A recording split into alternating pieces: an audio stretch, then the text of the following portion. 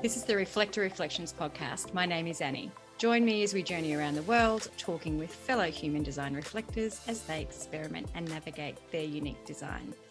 Today's beautiful conversation is with Elle. Elle is a 6-2 reflector, a performing and healing artist, and I know we're going to really get into that during this chat. Welcome, Elle. Thank you so much for having me, Annie. The minute I started talking to you during an event that we did last month and started talking on the side, I knew that this was going to be such a blast. So I am so honored to be here. And hello to everyone who has not been in my orbit yet. I'm happy we're in each other's now. And where are you coming to us from, Elle? I am in Los Angeles, baby, right in the heart of the city. I'm in Silver Lake in East Hollywood, but I'm originally from Miami, Florida, about that area. I'm in Hollywood, Florida, actually. Yeah. Where that is. I do actually. Yeah. And you were just saying there before, which is great. Yes, we co-collaborated, didn't we, with Violet and Kushla on the sanctuary, the Lighthouse Sanctuary event, and you were doing your beautiful Holy Fire Reiki, which is amazing. Yeah. And you did an amazing sound bath, sound healing, chanting experience. We were talking about that before we started recording, but the throat chakra activation was real with your session. And that was such a wonderful takeaway from that 2-2-2-2-2 activation event that we did. That was amazing. Yeah, thank you so much. The 2-2-2 and the 2-2. Yeah. All the 2-2s. The 2-2s. So let's talk about you. Like, Human Design 6-2. When did you find Human Design? Okay, so I used to have a podcast myself. It was called On the Vibe, and the whole premise was metaphysical wellness. On the Vibe is no longer around, and I'm in the process of reworking another podcast, another show that I'm really excited about, and I'm still figuring things out. But I had a friend out here in Los Angeles, Sydney, who runs Seek the Joy podcast, which is fantastic and lovely. She's wonderful. And she became a friend of mine and kind of like my podcast mentor, if you will. This must have been in 2018. And we'd go and have lunch every now and then and talk podcasting and talk spirituality, because her podcast is very much in that realm as well. And she was just getting into human design herself and had me take my test on the spot at lunch. And her reaction to me being a reflector, I will never forget the look on her face, because she just was freaked out that she met one and that I was in front of her and that it was me. And I guess she had never met a reflector, but knew a lot about us being very rare. And I'm sure she knew other elements to being a reflector that went over my head at the time. And I just thought, okay, that's cool. And I kind of just really didn't do much with it. And very slowly started bringing that into my sphere, because I was already super I had already dove down the rabbit hole, if you will, with astrology and Reiki and yoga. And at the time I was just, building my podcast and trying to, make it in LA, that I couldn't really put another thing on my plate. But I would say during the pandemic, I really started to dig deeper into what it meant, because I had the time to. And as we were navigating such crazy world experiences, like one after the other, all of 2020, especially you being in Australia, starting with the fires. Oh my goodness. Wow, what a year, and just kind of understanding that, my design is to sample everything that's happening. And yet I was locked at home with my projector partner, and he and I are just like, what do we do with ourselves? Like many people were. And, we just really got to know more about ourselves. And that was a big part of my, another one of my spiritual awakenings. I think a lot of us kind of went through another spiritual awakening during this isolation pandemic experience. And I incorporated human design into that. So to answer your question, 2018, but really 2020 is when I kind of really dove in. And I was listening to your episode with with Amanda, and she was talking about how the beginning of her experience, she thought she was a projector. And I started cracking up because I had this existential crisis. I was going back through the human design thing after knowing for 2 years that I was a reflector and finding, some information out there and slowly immersing myself. But when I went back down the rabbit hole, I accidentally entered the time I was born as 2 a.m. instead of 2 p.m. and thought I was a projector for like a week. And I was like, this is so weird. This does not resonate whatsoever. So I got a real kick out of her story. And that was funny. There's so many of us, that have done that. I did the same thing for Really? nearly 6 months. Yeah, I didn't identify with human design at all. And I was the same. Because the systems, because obviously here in Australia, we have the day and then the month. So Right. whereas in America, it's month and then the day. So that trips us up all the time. And then you've got 24-hour time and normal time. So that can trip us up. But yeah, I was the same. I thought I was a projector and I didn't really identify with it at all. So it's so interesting. And I've often wondered, I don't think I've met anybody yet who, could you imagine plugging in the data and finding out like you're a manifesting generator or something? You just like, don't identify at all. Yeah, that would be pretty wild. I would say this is garbage if that were the case, because with all of these different modalities and methods to learning about ourselves, obviously we have to take things with a grain of salt. And there's so much more to the picture than just your profile and just your number or just your type. Just like in astrology, there's so much more to just your sun sign or even your big three. You have to look at your houses and everything. And that's when the science starts to really make sense and individualize itself for you specifically, Yeah, I love that because that is so true. It's like, even though we talk a lot about human design and more gene keys and astrology, I suppose we're kind of branching out. These are just all tools in our toolbox. They're just all ways that help us become us. And I think that's a beauty. And I have found, and I don't know about you, but as you were saying, you're kind of going through these spiritual awakenings, but human design kind of really shocked me. It was like, wow, because it allowed me to actually look back through my life and see where situations had been about that reflection. Can you sympathize with that? 100%, 100%. And, look back and think, wow, I felt so misunderstood or so isolated or so different. And yet never really struggle when I go out to a new setting to get really deep with people and make a friend. I think it's more for me personally about keeping some friendships when things arise, because at least for me, I am still very resistant to my cross. I'm the left angle cross of upheaval, and that I think has been the most in my face. Like you said, human design kind of slapped in your face. Like being a reflector, sure, that made sense to me. Like sampling everybody's energy and being able to reflect it back out, like that made a lot of sense to me. And the 6-2 bit as well, once I started to really dig deep. But when I found out that I was the cross of upheaval, I was like, oh God. Because I don't like confrontation, but I'm not afraid of it. If I feel like I need to speak up, I will, especially for the underdog, especially when you disrespect someone that I care about or just anyone for no reason or for an unjust reason. I'm also very much about justice socially, spiritually, across the board. So that really, it makes a lot of sense. But I think that one specifically kind of shook me up, because that's essentially what I'm here to do, is shake things up. And I'm not going to be everybody's cup of tea. And that's a hard pill to swallow, and especially as a reflector, a lot of times it's me showing them what they need to shed light on or what needs to be shed for them. And just that whole notion of having a lot of social responsibility as a reflector, I feel like can be very overwhelming and overstimulating, which is exactly what kind of pushes us out of alignment a lot of times. Yes. Yeah. So true. And I love that you say that, because it is confrontational when you're expected, you feel like you're expected to be everything and you're sort of taking it on. And I think you might have got to this point too, where you sort of wonder, who am I?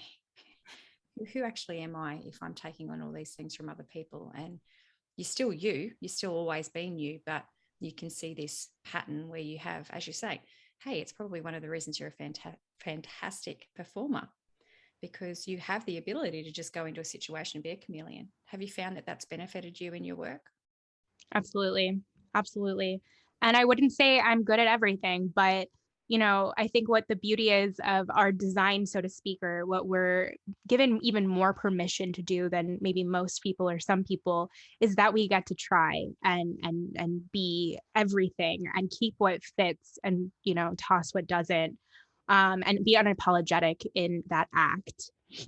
And I've said for a long time, I think even before I found out I was a reflector, that I'm a Jill of all trades. I really can get in there, adapt to the situation, and maybe not be the best at it. In fact, most often than not, I'm not the best at it, but I can get by. You know what I mean? In terms of sports or different types of modalities or, different types of performance. Like I said, I'm not going to knock it out of the park every time. I do have those things that I'm really naturally good at because that's part of being a human. But I can get in there and get my feet dirty or get my hands dirty, my feet wet, whatever the expression is. But I don't really know where I was going with that. Yeah, I think that's kind of the part of being a performer that being a reflector really adds to.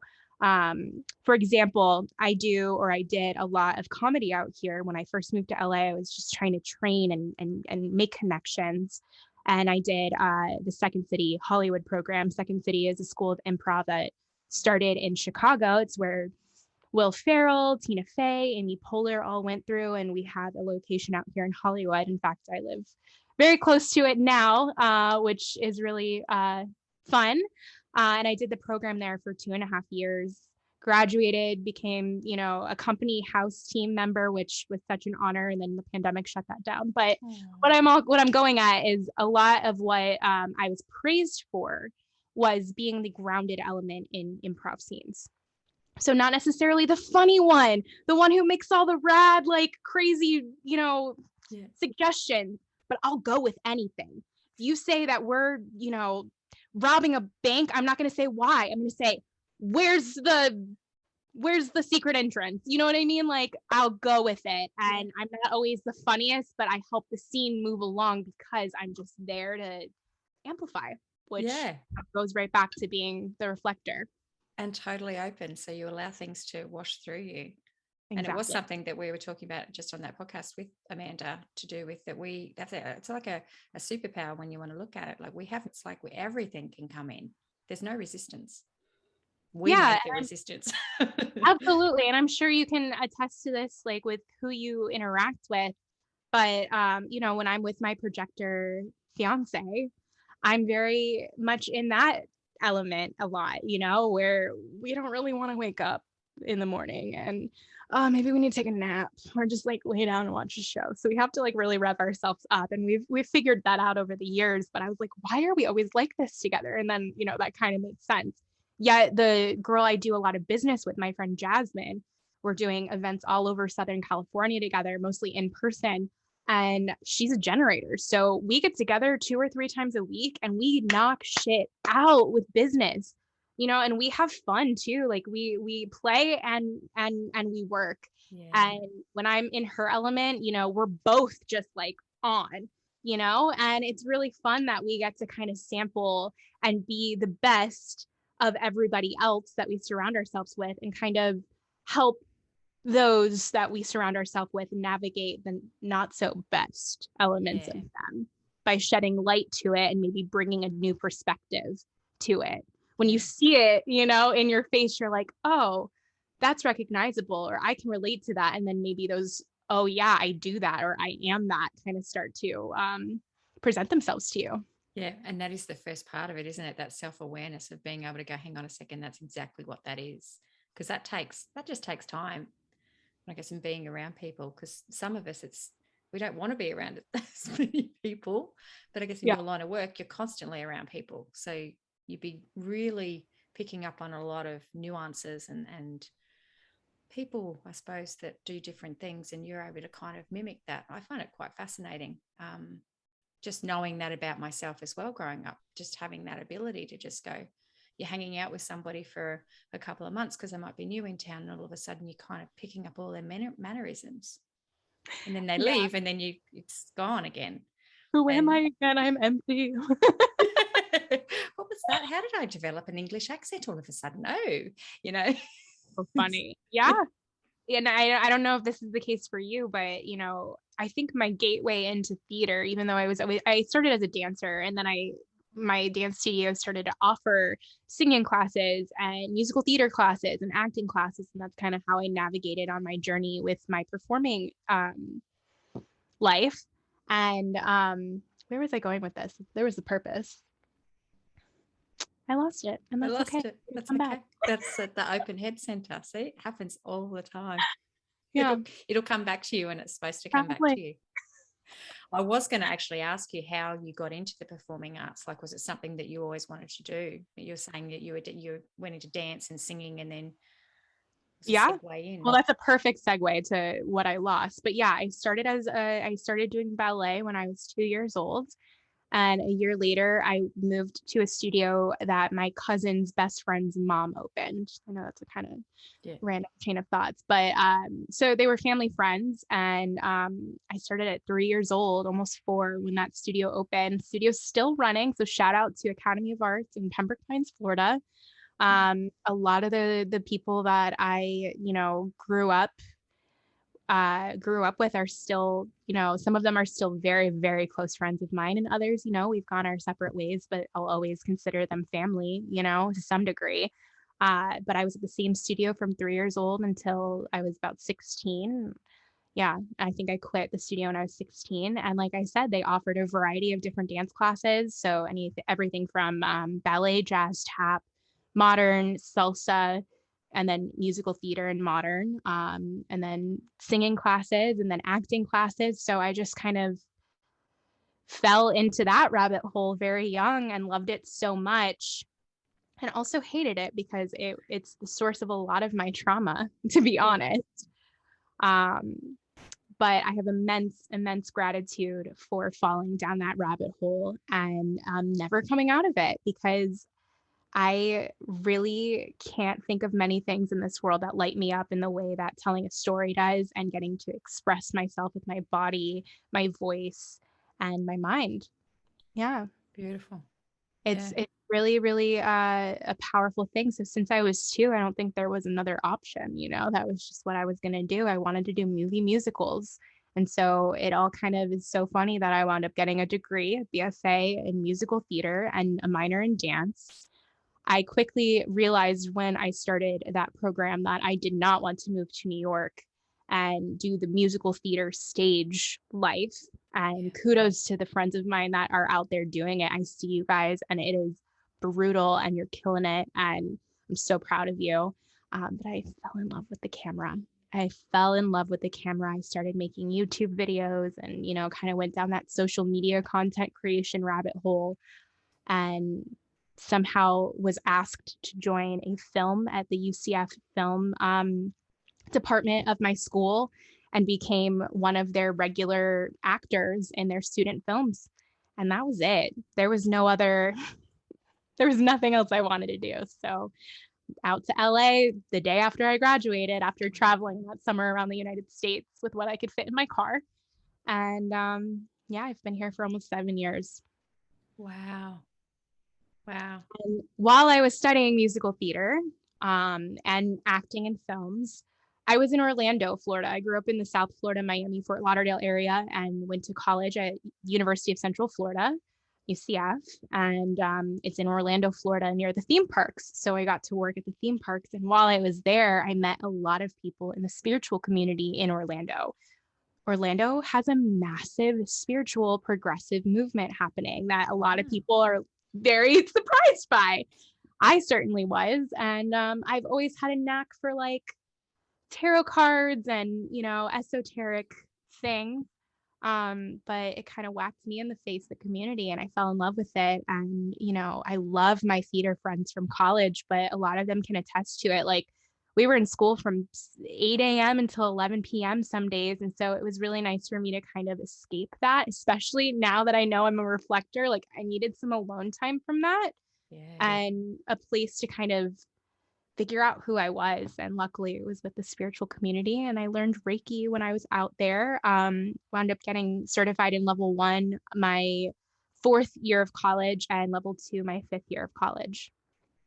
And just complements, as you say, like I think most of us are quite intuitive, we're quite spiritual, and I believe it's obviously this open centers of ours, we can't help it. So I think when people can go and be around that spiritual community, especially us, it just feels like home.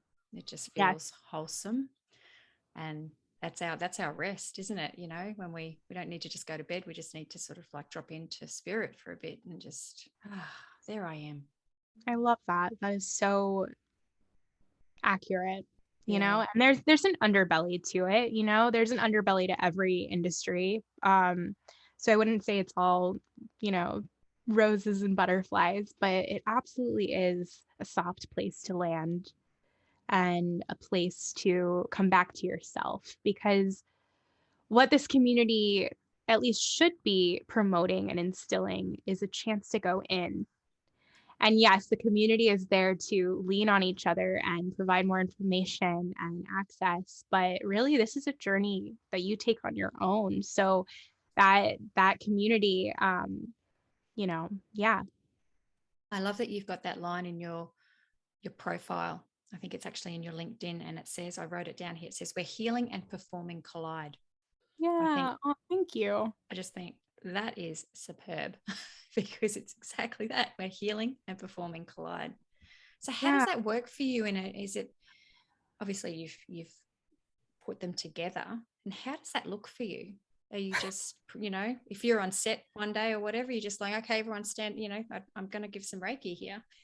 I mean, I have done that and I still do it. I always joke when I talk about my Reiki journey that, you know, I was studying musical theater when I learned this modality. And it was something that I picked up just to kind of help myself navigate my first big spiritual awakening, a devastating at the time breakup, you know, and just again, come home to myself. And I was just intrigued by it. So I went for it. And a friend at the time, who, again, one of those friends that just, I guess I served a purpose in their life, and she certainly served a purpose in mine. So, you know, we're not in each other's lives at the moment, but thank God for her, you know. And she was about 7 years older than me. And we used to always joke that we had very parallel experiences in life, but she was just 7 years to my senior. So she was my Reiki master for level 1 and 2, but she was my friend first and foremost. So I was kind of her guinea pig as she navigated, you know, all of her spiritual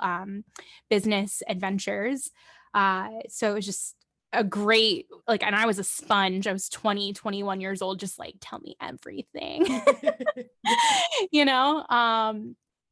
But yeah, I was laughing when you asked that question, because back then I was, you know, deep in my training for school. I was a brand new baby to, you know, Reiki and energy healing, and brand new to yoga. I mean, I had been dancing my whole life. So when I found yoga, I was like, holy shit, this is amazing. I'm super flexible. I'm not that strong yet, but I can get stronger. But like, I can kick my leg up to here, but I really want to learn how to get core strength. So it was that, you know, beautiful balance of like a challenge, but also something I was naturally innate at.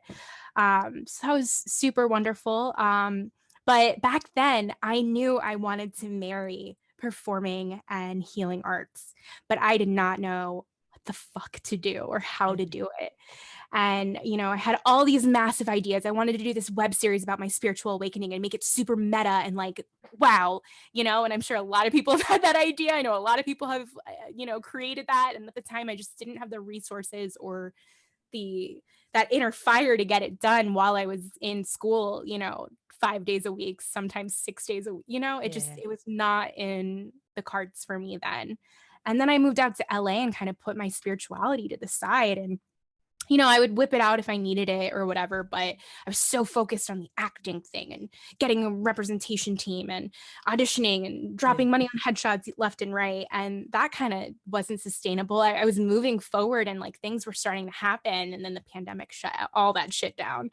And for the better, because now, you know, like I said, I had the time during the pandemic to like reincorporate these modalities. And with the strong encouragement of my partner, he's like, babe, you've worked all these odd and end jobs in LA and they drain you and deplete you and make you feel like shit. And like, you just worked at restaurant after restaurant with horrible bosses or horrible coworkers or both, or whatever the case may be. And he's like, you have this gift, you have this skill that you don't use. Like, why not explore that? And I was super resistant. And, in true reflector nature, I took my time to come to that decision and did a attunement or a retraining for level 2, and made a commitment to myself and to my higher self, my divine light team, as I like to call it, because I like to keep it broad, I'm not really sure what's out there, but you're definitely for my betterment. So you're divine and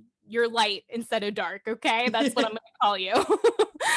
And to Reiki, to the practice of Reiki, which, fun fact, we have been using this modality for 100 years. Our sensei Usui rediscovered Reiki or founded Reiki, which is just one form of energy healing that has been around for all of humanity. So it's nothing new, but the technique that we all use has been around for 100 years this month. So that's super, super cool. So it's all divine. It's all divine, right? Like I took 6 years off from pursuing Reiki, and I guess I never really pursued it when I first was introduced to it and first studied it. But I made a commitment to it. I made a commitment to myself to incorporate it in my life every single day, whatever that meant. And I opened myself up to taking clients on, because with level 2, you can do distance healing. And I said, I don't even need to be in person with people to practice Reiki. And like any modality, Reiki is a practice. Yoga is a practice. So you need to do it very frequently to keep your skills sharp, your tools sharp. Same with performance. You get it. You're a sound healer. Like, you have to do it regularly to feel confident in your work. You don't have to do it regularly, but if you want to be confident in it and you want to share it, it's a practice, whatever that means to you. I always think of it like a muscle. It's like you've got to keep it strong, otherwise it'll just get atrophy. Exactly. You got to do it. Yeah. Perfect analogy, like totally accurate. And I started taking clients on, and then the end of last year, I decided to get my master level training done with a really good friend of mine out here, Jasmine, and she and I since then have been taking Southern California by storm and just putting events on left and right. We have one coming up this weekend for the spring equinox / 100-year Reiki celebration. And we have classes. We teach Reiki now together and individually.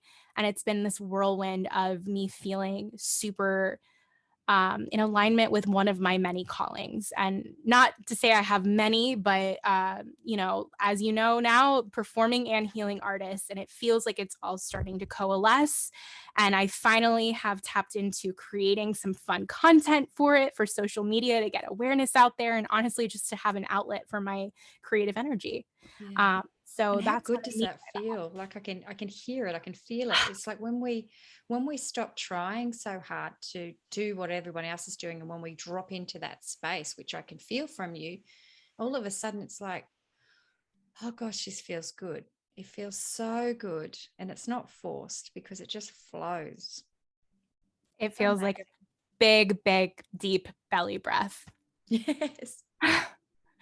And so, just trying every day to marry those two, the performing and healing arts, but like you said, not trying too hard at making it happen, and trying hard at just being present with it, which is a practice, and you do have to try at that. So I'd say that's more my focus than trying to, force something that's not me. I love that. Not for something that's not me. One thing we were just saying off air as well, and I'm going to bring that in at the moment. I was just saying to you, I didn't know your profile before we started talking, and I asked you, and you sort of said, I'll tell you. And then there's a big pause. And then you said, I'm a 6'2". And I said, I thought you were. Now, I have this thing, and I find that most of the sixth lines that I meet have this ability to be performers. It's just naturally in them. And I can't believe I'm saying this. I always say stuff, random stuff. And I just think, I can't believe I'm actually saying this. This is my fifth line coming out where I'm like, oh no, I'll be projected upon. But I'm wondering, just listening to you talk about, your life and all of this, whether it's because the sixth line operates as a third line for that first roughly 30 years. And it's a really experiential line. And I can't think of a better way to sort of experience life through singing, dancing, acting, voice, everything. And it just naturally would flow for a third or a sixth line. Is that your way? Like of the way you need to experience life? Like you can't be told something, you have to experience it. 100%, 150%. And, I think you know a little bit more about the lines than I do. I know quite a bit about being a 6-2, just because, that's mine. But I do remember learning about the 6 being a 3 for the first 30 years. I actually just turned 30 in October. So it's funny, every year people ask, like, do you feel any different? And I'm telling you, 30 was night and day, in the best way. I love being 30. I love it so much. And I'm still kind of in the thick of my Saturn return. I have one more year of this 3.5-year madness. No better time for me to go through it than during a global pandemic, though, if I'm being quite honest. But yeah, I've always said that that's the way I need to learn. Like, throw me in there, give me direction as I do it. I'm not a visual learner. I'm not an auditory learner. I'm all of the above, and I need to use my hands. Yeah. It's a bit frustrating for people who are just one or the other, but my partner and I laugh at each other all the time because he wants to do it for me, and I cannot learn that way. I will not remember it. I just won't. It's probably why you also love that facilitation of like the events that you're doing there, because you're getting to experience it and be there and literally use your hands. 100%. Wow. So your partner, your fiance, sorry, he what profile's he? Let's look it up, because I have it saved in my favorites, so it shouldn't take me all that long to find it. But I was just thinking about this the other day. He is a projector. He's also a Taurus. So while we're not necessarily the most compatible, Libra and Taurus, we're both ruled by Venus. We're both sent by Venus, and it just makes a whole lot of sense, I believe he is a 4/6. Yeah. So we're still not 100% sure when he was born. And I am that annoying partner that asks his family, and they want to tell me. They're into all this stuff. They love it. His mom is into Reiki and yoga and stuff. So we just like have a ball together. But yeah, we don't know what time he was born. So I know he's a projector because I've done, all the different variations of when he could be born. But not sure about his profile or his line. So we're calling it 4/6. Yeah, nice. Oh, yeah. I love that. So did you find this out before he found this out? Did you sort of like induct him into the cult? Oh yeah. Yeah. Oh yeah. And that's so funny because he's like, I love all this stuff. Like, I love this for you. And like, I don't rule my life by my human design by any means. This is just for fun. Just like all of us, in this community, we try not to take it too seriously, but it makes a lot of fucking sense. So, we can't ignore it. And yeah, he relates to it very hard, but he learned a lot about the founder. What's his name? Ra Crack. Yeah, Ra. Yeah, and he's just like, listen, I can't say one way or the other anything about this person because I don't know him, but it's kind of a little culty. And cults fascinate me, so if anything, it's just just to get to know what's going on, I agree. And people fascinate me. He fascinates me. It's like he went off and he went on pretty much like psychedelics for a week. It's like, okay. Wow, that doesn't happen to me when I do psychedelics. But anyway. Right? I mean, I definitely see the fabric of the universe in a different way, when I dabble, but like, yeah, it's pretty wild. And, it's very similar in a way to the founder of Reiki, Usui. Mayako Hosui, and I hope I didn't butcher his name. I'm really trying to learn the pronunciation correctly so I don't offend anybody, and again want to pay homage to this beautiful practice that I use every single day. But he went up to a mountain to meditate and fast. Some say he went up to kill himself, and others say that he went to just, have a bender with some psychedelics. Who really knows? It was in the 1920s, okay? We didn't have documentation. And then he comes down off the mountain having this beautiful gift. So who the fuck knows? Yeah. And you know what? Who cares? Like, it resonates so deeply for some people. And as long as you're using it as a tool, as you said, and not an escape or not. Okay. And this is something I want to talk about with the reflectors, because I heard you and Amanda talk about how, like, when you first learned about human design, there wasn't a lot of the new age human design. It was a lot of the somewhat older generations on Facebook. And I had a very similar experience a couple years ago. I just found the Facebook groups because there wasn't a whole lot on Instagram, which at the time I think was my preferred social media. I learned a lot of my spiritual culture, if you will, on Tumblr back in high school, like 15 years ago. And I don't know what the hell's going on with Tumblr anymore. I don't even check that shit. But anyway, some of the Facebook groups were just very dark and brooding and negative. And it was all, blaming my environment and blaming my community on why I am such a shit person. Like, and nothing against these people, nobody in particular, but there was just a lot of negativity and a lot of again, blaming everything else on your life being shitty, not necessarily you being a shitty person. And yeah, I can definitely relate to stepping into an environment and getting a ton of anxiety or random anger or fear. And yeah, I think that shit's real, especially for us. But it's what you do with that. That's right. It's what you do with that. And yeah, sure, I understand that, sometimes you can't leave your environment for financial reasons or what have you. There's a lot of reasons, but there are little things you can do to make yourself feel better in any environment. And, I know it's easier said than done for a lot of things, but I suppose what I'm going at is just, there's this underbelly of just being a reflector too that's out there about, not taking ownership over how we react and respond. And I'm not perfect at that by any means. So I'm not speaking from a high horse here. I'm just merely observing what I've experienced myself and through, these reflector groups. No, thank you. I love that you're talking about that, because it is true. So, and I think some people I know, I probably didn't take it that seriously, but I know I did. I tried to follow by the textbook and, did that for a year, and oh my gosh, it's not me, it's them. And, I did go through that kind of phase. And I think that was when I just went, this is bullshit. What point do you take responsibility for who you are? And that's why this is why I do what I do, because I'm like, I don't want some textbook to tell me who I am. I want to learn who I am, but in learning who I am, I need to talk to other people to sort of understand us. So yeah, some people like to take it really seriously, and kudos to them, but it just don't play the victim card. I think I don't tolerate the victim card. It's like, okay, well, and I choose how I react now as well.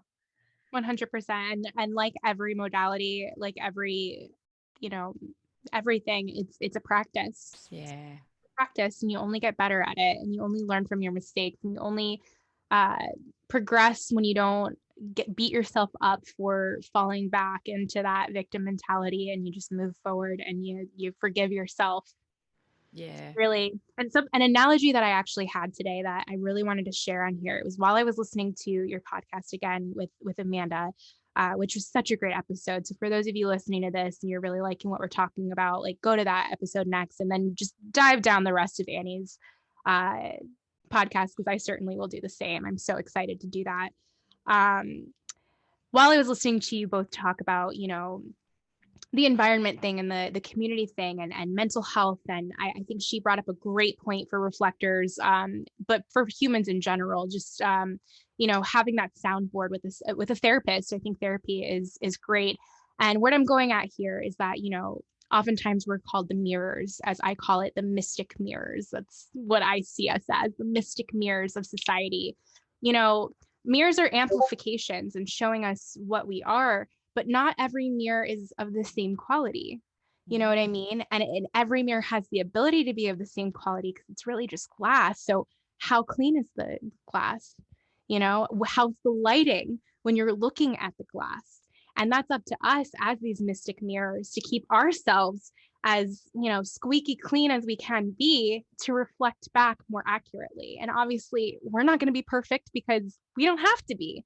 It's not our responsibility to show everybody who they are. And I think that was the part of human design that really pissed me off was I have such a social responsibility, but I want to be selfish sometimes, not every time. I don't mind holding space for people, but when do I get to be selfish? When does someone get to show me who I am, and I had this like vendetta against that part of being a reflector, but that's not serving me at all.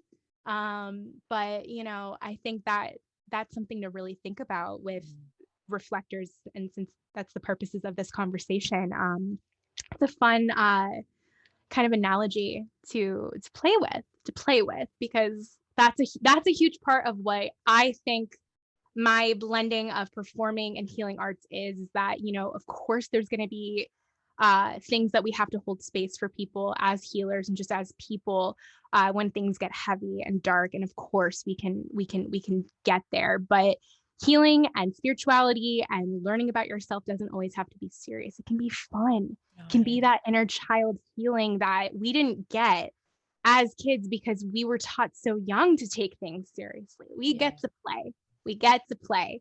And so, I bring this back to this analogy of like keeping your mirrors squeaky clean. Play with that. Yeah.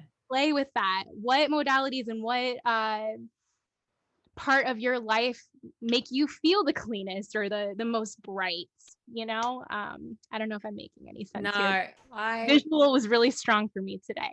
I fucking love that so much. And I could just see exactly what you're saying there, because it's like it's an energetic cleansing as well. Like how we show up is what upsets us. And an example could be you could walk into an environment and you're feeling low, or you've kind of become energetically a little bit bitter or something like that, or disappointed, let's use the words. And shit is going to upset you more often than not. And so what's going to happen then is you're boiling, you're going to reflect it because back to someone, and that's going to bother you more and it's going to bother them. And I've seen that play out in my life. But when I show up and I'm really feeling healthy, happy, in harmony, in alignment, nothing bothers me. And that's everybody, I suppose. That's not just us, but it's like what you're saying, keep your mirrors clean. And it's like, keep your energetic level vibrating high, positive. And you choose how you do that. And if that means just going for a bloody walk in nature, watching the sunrise and sunset, like I've really been taking to allowing the sun's energy to influence my life, like getting up earlier, watching the sunset, enjoying moments that bring happiness to me. And I just feel more wholesome. But when I don't do things like that, or my diet gets poor and all that other shit, that's when I find that people upset me. So yeah, sorry, that was a long convoluted way of agreeing with you totally, because it just makes sense. No, so everybody keep your fucking mirrors clean. Like get the windows out. But don't be hard on yourself if your mirror does get dirty or gunked up with bullshit, because you're a human being and you get to play with what modalities or what activities or whatever lights you up and keeps you squeaky clean. And I'm saying that in parentheses because that's going to look different to everybody and it's going to look different for every reflector. That's very wise advice. I think that's your tip. That's your, what could you recommend to other reflectors to get them through? And, like I said, I that was so clear for me when I was listening to your podcast earlier today and just thinking about what I wanted to talk about. And I didn't want to try too hard to come up with something because that's not in alignment, but that visual kind of slapped me in the face. Like I said that a couple of times today. I said, I don't know when or how I'm going to be able to slide that in there, but that's certainly going to come up. And I'm glad it did. It did. See, just flows. Oh, this has been such a good conversation. How can people work with you? How can they reach out to you? Distance healing, all those kind of things that you do. Would you like to share? I would love to. Thank you Yeah. so much. So I mentioned before we started recording that I'm about to go get my yoga teacher certification, which I've kept very close to my heart. And I'm such a talker and such an oversharer. And I think that might have been a lot of my 3 leading into my 6. And once I got into my 6, I've just been keeping things to myself. And I'm really glad that that's the phase of life I'm in. So I haven't like fully announced that to the world yet. Not that I need to or will, but I'm going to get my yoga certification in April in Costa Rica. And I'm, goodness, it's been like everything for the past like 6 months since I put my deposit down and knew I was going. It's been, okay, what's life from now until I go? And then what's life after, you know? How long are you going to go, and what a place to go? Costa Rica to do your yoga I cert. know. I'm so thrilled and I can't wait to share about it when I come back, because I really like, I don't even know what to expect. Like I do, but I'm just kind of ready to just get out there and do the thing. But that will be another modality that I have to add to this play, this energy play. My business is called Everything Ellemental, Ellemental with 2 L's, because it's a play on my name. I guess you don't know this, Annie, but I recently, a year ago, almost exactly a year ago, I changed my name from Danielle, which is my full name, to Elle. And that's a whole other can of worms, a whole other story for another day. That was such a crazy whirlwind of a life event that Did you I do did it not plan. like as in legally, No, or no. just Danielle is still my full name. I don't think I will ever fully change it. I love my name, but my last name with my first name just felt like a mouthful. And I always knew I wanted to change my stage name. Danielle or Danny Engelman just never really felt like me as a performer. And Elle just kind of presented herself to me. I was a little stoned on a walk in LA, and I had a high epiphany, is what I call them. And Elle graced me with her presence, and it just made so much sense. And again, I kind of kept it close and near and dear to my heart and didn't tell anybody, and then just fucking changed my name. It was wild. It was wild. I changed Did mine you? 2011, because I was, No way. yeah, I did. I was born like Anne, Anne, and I was always grew up, and I had to tell people it's Anne with an E, it's Anne with an E, and I just hated it. I felt fucking boring, and I just always wanted to be Annie, and so I just changed it. I love I it. And just you're such an Annie. legally, yep. And when I've done a lot of journey, when I've done a lot of spiritual journey, and you know how you go there, and sometimes you'll actually go, "What's my spirit name? Like, what's my name?" You're Annie, and I'm like, "Huh." It's Wow. so I love that you've done that, because that's clearly I love something. that you have. Yeah, It's so nice when I hear other people that have gone through such a transformation, yeah, especially with their name, because that's what I can relate to. I have plenty of other friends that have literally transitioned from one gender to another, or what have you, and that fascinates me just as much. But the name thing I can really relate to, and I just find it so beautiful when anyone decides to transition again, whether that's from gender or name or anything like that. Like, hell yeah, like find who you are and just dive into it fully. And for you and I, it was such a subtle change, but it made all the difference. yeah, because it's like it just came in. It's just like you probably felt that too. It's just like Yeah. there, as you said, Elle showed up, and there she is, and she just came in, Mhm. and it's like boom. Oh, okay. You felt Yeah. oh, yeah, Yeah. okay. And it was certainly a little bit of I wouldn't say rocky or bumpy transition, but like, anytime someone, like a new person would ask me my name, I would play that whole like, it's and for a long time I was like, it's Elle or Danielle, and I had to just kind of commit to it. And now it's nice, because if someone doesn't like Al, what I say, Elle short for Danielle, and I'm like, oh, that makes sense. That's interesting, unique. I like that. So I still get to play with Yeah. Danielle while fully embracing Elle. But anyway, while I was coming up with it was strictly just to find an email address to start booking clients for my one-on-one Reiki. I was like, what should I call myself? What do I do? and Ellemental just, again, fell out of the sky and I ran with it. So initially it was elemental healing, but now it's everything elementals because I just want to encapsulate all the things that I do. And that's my company name. And you can find me at everything elemental with 2Ls.com.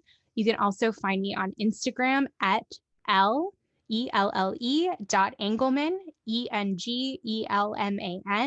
and, do the whole link in bio link tree situation. But I offer one-on-one distance healing, so over Zoom. So you can be anywhere in the world. And that has been so fun. I love doing distance healing. Or we can do some one-on-one action here in Greater Los Angeles. When I travel, which I love to travel, I want to travel way more than I currently do. I will be posting on my socials where I'll be so we can do some one-on-one experiences. And I do a lot of either virtual or in person in Greater Los Angeles events with other healers. So essentially, social media or my website would be a great place to find me and see what I'm up to, and add yourself to my list or reach out for any or all of the above that I just mentioned. Fantastic. And I just have to echo that. When you sent me your email with the Ellemental, I was like, that is amazing. So I love the addition that you've done with that business name. It's just beautiful. It's just so you. It's just so you, Elle. I so appreciate that. And like I mentioned in my journey, like took me about 10 freaking years to really, coalesce everything. So for those of you that, have this burning passion in your body and your soul and aren't sure how to, express that, articulate it, like Annie and I have been saying this whole episode, just keep finding the center of who you are. Keep figuring out what keeps, if you're a reflector, that mirror squeaky clean, and things will just really start to line up after some time and patience. And trust me, I don't like to be patient. I'm learning still how to be patient, but it really is a virtue, and only time will get you to that cohesion, Yeah. I love your energy. Thank you so very much. Yours. This has been so much fun. I feel all charged up now. I can go about my day, and I'm like, I just got Ellified. Well, before I go, I would love to send a little bit of Reiki to you and to the listeners that are receptive. All that I ask is that you verbally or mentally say, I receive. I'm going to send some Reiki out right now. Just a little boost, starting at the base of your spine. Breathing in some earth energy through your feet and your legs into the base of your spine. Moving up to just below your belly button. Activating your creative energy. Breathing up some earth energy into your solar plexus. Turning on that inner sun, lighting up that inner fire. Breathing up earth energy to the heart space. Clearing away any grief. And opening up some self-compassion. Moving up to your throat space. Activating your expression.